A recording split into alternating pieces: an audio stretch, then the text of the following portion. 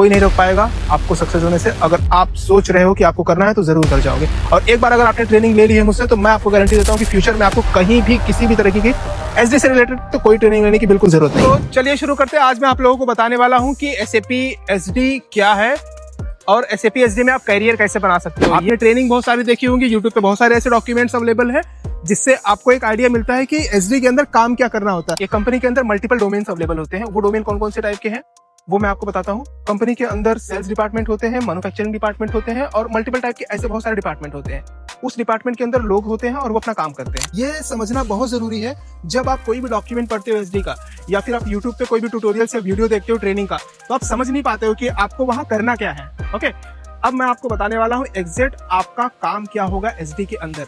सबसे पहले हम शुरुआत करते हैं एक कंपनी से। सबसे पहले आपको समझना होता है बिजनेस की, कंपनी बिजनेस किस टाइप का करती है। जब तक आप बिजनेस नहीं समझोगे तब तक SD सीखने का कोई भी बेनिफिट आपको बिल्कुल नहीं होने वाला है। SD सीखने से पहले आपको समझना है कि एग्जैक्ट बिजनेस कैसे काम करता है। कुछ मैं आपको पॉइंट्स बताऊंगा कि बिजनेस कैसे काम करता है। एग्जांपल के तौर पे मैं सेल्स की बात कर रहा हूं क्योंकि हम जो सीखने वाले हैं वो हमारा डिपार्टमेंट है SD, sales and distribution. Enquiry, quotation, sales order, delivery, invoice, ये है हमारा OTC साइकिल। ये समझने से पहले आपको समझना होगा बिजनेस।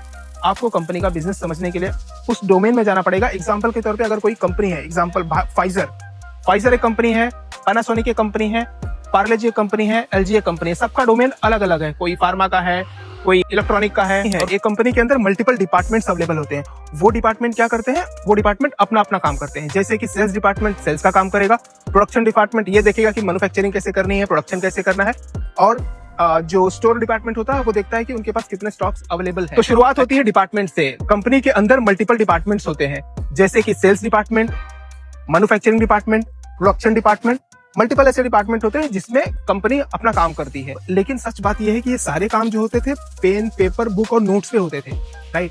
अब वो समय बीत चुका है। अब समय आ चुका है एक ऐसे सॉफ्टवेयर का जिसके अंदर सब कुछ एंट्री करनी पड़ेगी, क्योंकि ये बहुत डिफिकल्ट हो जाता है ना कि बहुत सारा डेटा एक साथ में मैनेज करना, मेंटेन करना बुक के अंदर, वो पॉसिबल नहीं है। एक सिस्टम निकाला गया जिसको कहते हैं ERP सिस्टम।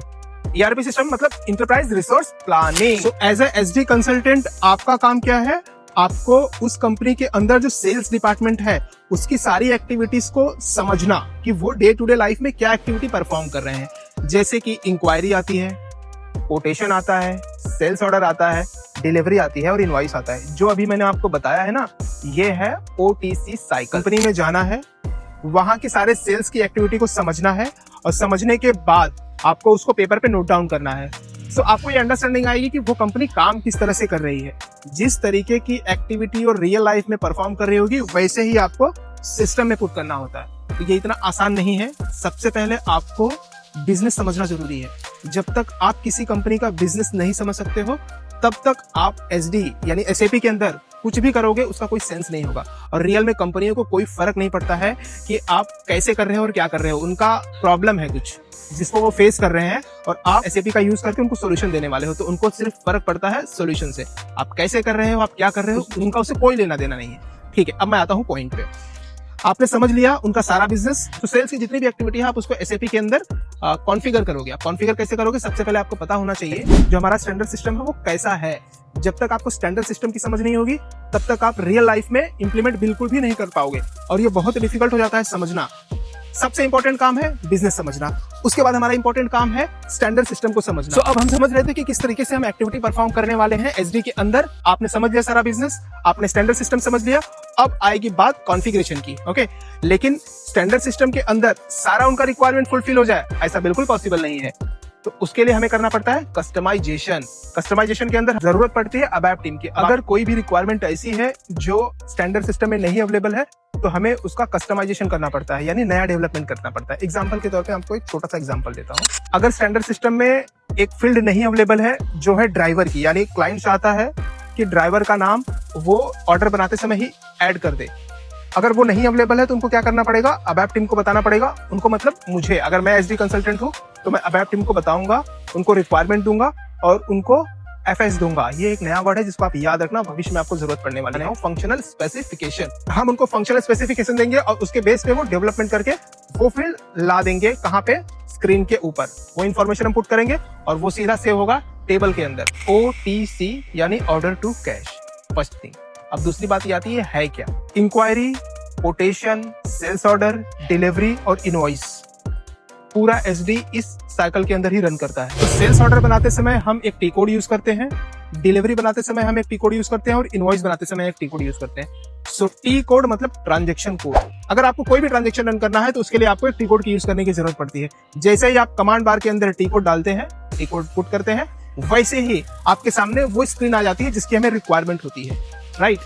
एग्जाम्पल के तौर पे अगर हम इंक्वायरी बना रहे हैं उसका एक टी कोड, कोटेशन बना रहे हैं उसका एक टी कोड, सेल्स ऑर्डर बना रहे हैं उसका एक टी कोड, डिलीवरी का टी कोड और इनवॉइस का टी कोड। सो मैं शुरुआत करता हूं ऑर्डर से। ऑर्डर का टी कोड होता है VA01। जब आप टी कोड डालते हैं तो आपके सामने एक स्क्रीन आती है और स्क्रीन के ऊपर आपको सबसे पहले दिखता है document type, then sales area. अब आपके माइंड में आया होगा कि सेल्स एरिया क्या है। Sales area is nothing but sales organisation, distribution channel और डिवीजन। और उसके नीचे दो आपको और फील्ड देखती है। आपको सिस्टम में एक बार चेक करके मुझे कमेंट बॉक्स में बता देना। जैसे वो इन्फॉर्मेशन आप डालते हो और इंटर प्रेस करते हो, नेक्स्ट स्क्रीन आ जाती है जिसपे हमें बनाना है ऑर्डर। ऑर्डर बनाने के लिए सबसे पहले आपको डालना पड़ता है customer, sold to party, ship to party, bill to party, payer. ये इतने पार्टनर फंक्शन है। जब आप स्क्रीन को देखेंगे तो आपको वो सारी चीजें समझ में आने लगेंगी। आपने जितनी भी इन्फॉर्मेशन डालनी थी वो डाल ली। सेल्स ऑर्डर बनाने के लिए जितने भी जो कस्टमर डालना था वो आपने डाला, मटेरियल डालना था वो आपने डाला। सारी इन्फॉर्मेशन पुट करने के बाद आप इनकम्प्लीशन लॉग पे जाते हैं और आपको वो मैसेज आता है कि यस, वो सारी इन्फॉर्मेशन आपने फिल कर दी है। जैसे आप सेव करते हो ये सारा इन्फॉर्मेशन कहाँ से होता है? टेबल में। अगर आपको टेबल देखना है तो आपको जाना पड़ेगा टी कोड SE16N। जब आप उस टी कोड के अंदर जाते हो तो आपके सामने क्या होता है, आपको डालना पड़ता है वो टेबल का नाम। टेबल का नाम डालने के बाद आपको वो सारी फील्ड आ जाती है जिस फील्ड के अंदर इन्फॉर्मेशन पुट है। सपोज आपको क्लाइंट ने कहा कि इस पर्टिकुलर डेट को हमने एक ऑर्डर बनाया था, आप एक बार चेक करके बताइए कि ये ऑर्डर किसने बनाया था, क्या क्या उसके अंदर इन्फॉर्मेशन डाली थी। तो आप सीधा ऑर्डर नंबर डालोगे, किसने बनाया था, क्या बनाया था, वो सारी इन्फॉर्मेशन सब कुछ सामने आ जाएगी। ये बहुत ही यूजफुल टी कोड है SE16N, जिसको आपको जाके सिस्टम में देखना चाहिए। आपने सेल्स ऑर्डर सेव कर लिया, आपको एक नंबर मिलेगा। नंबर कहाँ से मिला? क्योंकि जो नंबर रेंज आप डिफाइन किए रहते हो वही नंबर आपको यहाँ पे दिखता है। अगर कोई भी सीरीज आपने 9 से डिसाइड की हुई एग्जाम्पल, तो सेल्स ऑर्डर बनेगा तो 9 से बनेगा। नंबर रेंजेस के बारे में मैं आपको बाद में बताने वाला हूँ। तो अब हम बनाने जा रहे हैं डिलीवरी, क्योंकि हमारा ऑर्डर बन चुका है। डिलीवरी बनाते समय हम टी कोड यूज करेंगे VL01N। ये टी कोड डालने के बाद आपके सामने स्क्रीन आएगी जहां पे आपको कुछ इन्फॉर्मेशन पुट करनी पड़ेगी। इन्फॉर्मेशन क्या है वो आपको चेक करना है और बताना है। एग्जांपल आपको बता देता हूँ, शिपिंग पॉइंट। तो आपके सामने जो स्क्रीन आ गई है वो है VL01N, यानी कि डिलीवरी की। वहां पे आप वो सारी एक्टिविटी परफॉर्म करते हो, टिक करते हो कि कितनी क्वांटिटी की डिलीवरी करनी है, बैच, बहुत सारी इन्फॉर्मेशन ऐसी है जो हम स्क्रीन शेयर करेंगे तब हम आपको बताएंगे। डिलीवरी आपकी सेव हो गई। उसके पहले एक चीज और है जो आपको करनी होती है, वो करना होता है PGI, पोस्ट गुड इशू। जब आप उस पर क्लिक करते हो तब जाके पोस्ट गुड इशू हो जाता है और डिलीवरी आप सेव कर देते हो। उसके बाद हम करते हैं इनवॉइसिंग। इनवॉइसिंग के लिए आप टी कोड यूज करते हो VF01 टी कोड से आप इनवॉइसिंग कर देते हो। यहाँ पे कॉपी कंट्रोल का बहुत बड़ा खेल होता है, यानी आप जो ऑर्डर में बनाते हो, डिलीवरी में बनाते हो और इनवॉइस में बनाते हो, वो कॉपी होके एक के बाद दूसरे में, दूसरे के बाद तीसरे में, इस तरीके से जाते रहता है। सो कॉपी कंट्रोल एक बहुत बड़ा टॉपिक है जिसको आपको समझना होता है। प्राइसिंग एक बहुत बड़ा टॉपिक है जिसको आपको समझना होता है। Incompletion log, delivery, STO, MTO, third party, बहुत सारी ऐसे नाम हैं जो आप SAP में नया सुनोगे, पर मुश्किल कुछ नहीं है, डिपेंडेंसी किसी पे नहीं है। आपको बस सीखना है, समझना है और ये देखना है कि आप वो कैसे कर सकते हो। आपको एक अच्छे ट्रेनर की जरूरत होती है, आपको अच्छे नोट्स की जरूरत होती है और बार बार मल्टीपल टाइम हैंड्स ऑन के लिए आपको सिस्टम पे प्रैक्टिस करना पड़ता है। कोई नहीं रोक पाएगा आपको सक्सेस होने से। अगर आप सोच रहे हो कि आपको करना है तो जरूर कर जाओगे। और एक बार अगर आपने ट्रेनिंग ले ली है मुझसे, तो मैं आपको गारंटी देता हूँ कि फ्यूचर में आपको कहीं भी किसी भी तरीके की एसडी से रिलेटेड तो कोई ट्रेनिंग लेने की बिल्कुल जरूरत नहीं है। हमें समझना पड़ेगा बिजनेस। एग्जांपल, फाइजर एक कंपनी है, पार्ले-जी एक कंपनी है, LG एक कंपनी है, एप्पल एक कंपनी है। ऐसी बहुत सारी कंपनियां हैं जो अलग अलग तरीके का बिजनेस प्रोसेस फॉलो करती हैं। हमें वो बिजनेस समझना है। बिजनेस समझने के बाद हम डिसाइड करेंगे कि वो स्टैंडर्ड सिस्टम में फिट होगा या नहीं होगा। आपके लिए एक नया वर्ड आया, स्टैंडर्ड सिस्टम। SAP SD पहले से ही डिजाइंड है कि उसके अंदर क्या क्या आने वाला है, जो मैंने आपको साइकिल में बताया, enquiry, quotation, sales order, delivery, invoice. Okay, वो चीजें स्टैंडर्ड है, पर कंपनी की रिक्वायरमेंट कभी कभी वो फुलफिल हो पाती है स्टैंडर्ड में और कभी नहीं फुलफिल हो पाती है। जब फुलफिल नहीं हो पाती है तब हमें यूज करना होता है कस्टमाइजेशन, यानी कि वहां पे आपको करना पड़ेगा डेवलपमेंट।